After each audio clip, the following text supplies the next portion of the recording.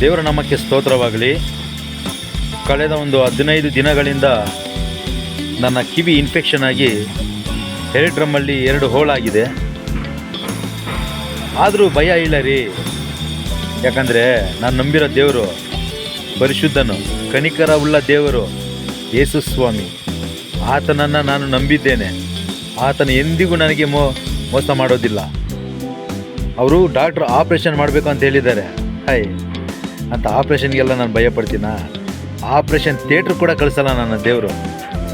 ನನ್ನ ಮುಂದೆ ಇದ್ದಾನೆ, ನಾನು ಕಾಯ್ತಾನೆ.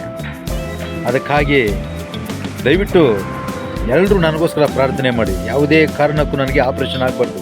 ಆ ಹೋಳು ಹಾಗೆಯೇ ಮುಚ್ಕೋಬೇಕು. ನೀವು ನನಗೋಸ್ಕರ ಪ್ರಾರ್ಥನೆ ಮಾಡಿ. ನಾನು ದೇವರಿದ್ದೇನೆ ಎಂಬುದಾಗಿ ನಾನು ಖಂಡಿತ ನಂಬುತ್ತೇನೆ. ಎಷ್ಟೋ ನನ್ನ ಜೀವಿತದಲ್ಲಿ ಅದ್ಭುತ ಕಾರ್ಯಗಳನ್ನು ಮಾಡಿದಂಥ ದೇವರು ನನ್ನ ದೇವರು. ಆತನ ನಾಮಕ್ಕೆ ಸ್ತೋತ್ರವಾಗಲಿ, ಸ್ತೋತ್ರವಾಗಲಿ, ಸ್ತೋತ್ರವಾಗಲಿ. ಆಮೇನ್.